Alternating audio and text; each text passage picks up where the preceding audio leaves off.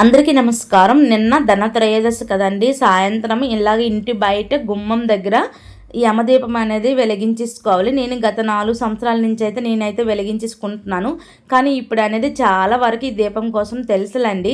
అంతెందుకు మా వీధిలో రామ మందిరం ఉంది కదండి. రామ మందిరం పంతులు గారు కూడా మైక్లో అనౌన్స్మెంట్ చేశారు. ఈరోజు ధనత్రయోదశి కదా, ఇలాగ యమదీపం వెలిగించేసుకోండి, అపమృత్య దోషాలు ఏవైనా ఉంటే తొలగిపోతాయి అని చెప్పారు. అయితే నేను ముందు నుంచి వెలిగించుకుంటున్నాను కాబట్టి నేనైతే వెలిగించేసుకొని సాయంత్రం సంధ్యా సమయంలో బయట అయితే ముందు యమదీపము, తులసమ్మ దగ్గర దీపం వెలిగించుకున్నాక ఇంట్లో అనేది అమ్మవారి దగ్గర దీపారాధన అనేది చేసేసుకుంటున్నాను. నేను ప్రతి శుక్రవారం అమ్మవారికి కుంకుమార్చన చేస్తాను కదా, అలానే ఈ రోజు కూడా కుంకుమార్చన చేసేసుకున్నాను. కానీ ఈ రోజు బంగారం కానీ వెండి కానీ కొనుక్కుంటూ మంచిదంటారు. కానీ ఏంటండి బాబు, అంత రేట్లోనే మనం ఎలా కొనుక్కోగలం చెప్పండి. ప్రతి సంవత్సరం కూడా నేను అక్షయ తృతీయ కావని, ఇలా ధనత్రయోదశి కావని, ఇలా చింతపండు, పసుపు కొమ్ములు ఇవన్నీ కొనుక్కొని అమ్మవారి దగ్గర పెట్టుకుంటాను. సంధ్యా సమయంలో అమ్మవారి దగ్గర ఇలాగ ధూపం వేసుకొని ఈ రోజు నేను ప్రసాదంగా అయితే పరమాన్నం చేశాను కదా, అది కూడా అక్కడ పెట్టుకొని అమ్మవారికి అష్టోత్తరాలతో ఈ సంవత్సరం పూజ చేసుకున్నాను. మీరు ఎలా చేసుకున్నారో కామెంట్ చేయండి. వీడియో నచ్చితే ప్లీజ్ సబ్స్క్రైబ్.